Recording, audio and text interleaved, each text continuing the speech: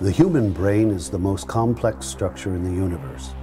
What you are about to view is the activity of the brain when you are feeling anxious. The anxious brain.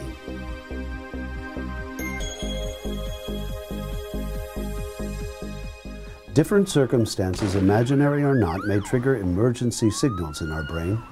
These signals can affect our whole body.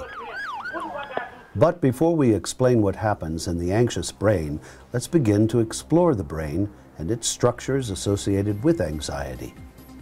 The cerebral cortex is the cerebellum's outer layer of neural tissue in humans and other mammals, and the prefrontal cortex. Sensory functions interpreted by the cerebral cortex include hearing, touch, and vision. Cognitive functions include thinking, perceiving, and understanding language. The thalamus is the hub for sights and sounds. Some of its functions include sending the sensory and motor signals to the cerebral cortex, where they are interpreted, and the regulation of consciousness, sleep, and alertness. The hippocampus is vital to storing the raw information coming in from the senses, along with the emotional baggage attached during their trip through the amygdala. The locus coeruleus receives messages from the amygdala and initiates the classic anxiety response, such as sweaty palms, rapid heartbeat, and increased blood pressure. The amygdala is part of the limbic system, and its primary role is to trigger the fear response in the brain. Information that passes through the amygdala is tagged with emotional significance. The hypothalamus functions as the main control center for the autonomic nervous system. It regulates body temperature, hunger as well as thirst, fatigue, and sleep. The bed nucleus of the stria terminalis perpetuates the fear response from the amygdala, creating the unease sense of anxiety. The pituitary gland is often dubbed the master gland because its hormones control other parts of the endocrine system, namely the thyroid gland, adrenal glands, ovaries, and testicles.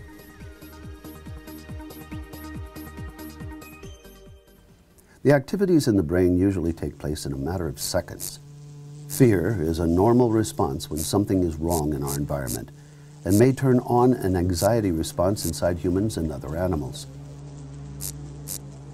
To understand better the path of how anxiety and fear are triggered inside of the brain, let's view an example that will help us relate the physical response of a person exposed to danger with the reactions happening in the brain.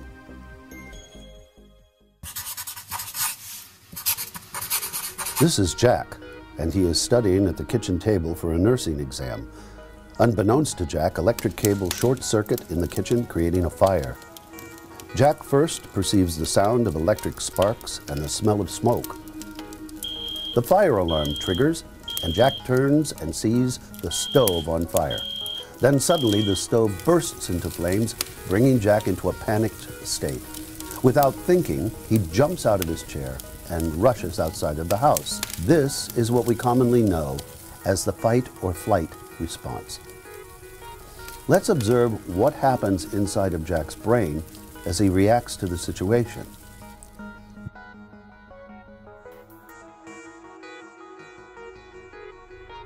Anxiety, stress, and fear are triggered primarily through the senses.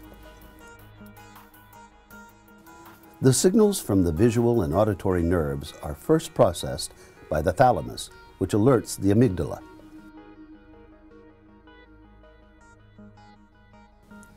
Smell and touch signals travels directly to the amygdala, bypassing the thalamus and the cortex. Any signals coming in from the senses that are interpreted by the amygdala as danger, whether it's real or not, triggers a direct fear response. This reaction in the brain is known as the expressway or shortcut.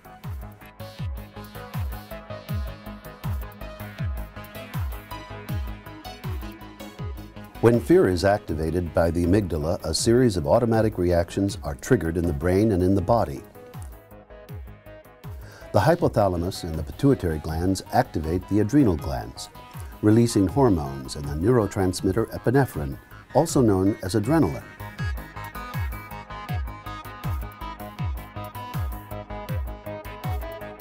The release of these chemical messengers result in the production of the hormone cortisol.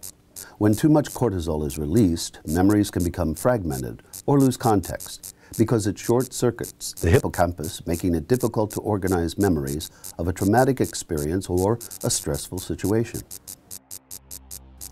When these hormones are released in the body, they cause a series of involuntary reactions, such as hyperventilation, perspiration, the increase in heart rate and sugar levels, high blood pressure, muscle strength, and the suppression of the immune and digestive system. Now back to our story. What happened once Jack ran out of the house under the effects of high anxiety? He started to shake and feel that he was dying or that something was happening to his body. He suddenly remembered from his nursing studies that this was just an anxiety reaction, that his brain was imbalanced and that he was not going to die. So he helped himself out of the anxiety by saying, "I am not going to die. I am safe. It is just that I am feeling high anxiety." When Jack felt that his life was not in danger, his cognitive functions began to return. Now he is more cautious in making decisions. So he calls the fire department. And when he hears the sirens of the firefighters coming, his anxiety and fear are further reduced.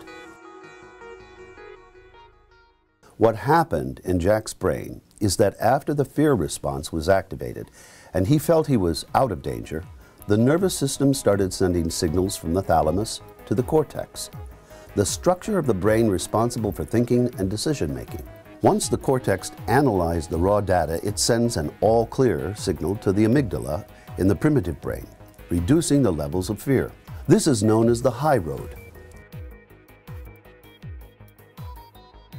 As you can see in Jack's story, he was able to reduce his anxiety when his thinking processes came into play. What we tell ourselves does matter. It is just that I am high anxiety. Some people that suffer from high anxiety may develop what is diagnosed as a panic disorder. A panic disorder is characterized by the sudden and repeated attacks of fear that lasts for several minutes. Sometimes symptoms may last longer. These are called panic attacks, and they are characterized by the fear of disaster or by losing control even when there is no real danger.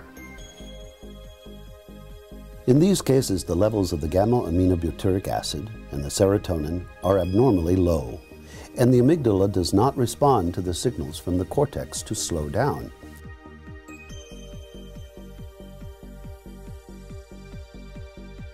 Instead, the amygdala continues sending signals to the adrenal glands to pump cortisol and adrenaline into the nervous system, so the whole body remains on high alert. In some cases, medication and psychotherapy may be helpful to treat patients with panic disorder. This is a general representation on how the brain and the body react to fear and anxiety. How we think and what we believe can influence the amount of anxiety we experience.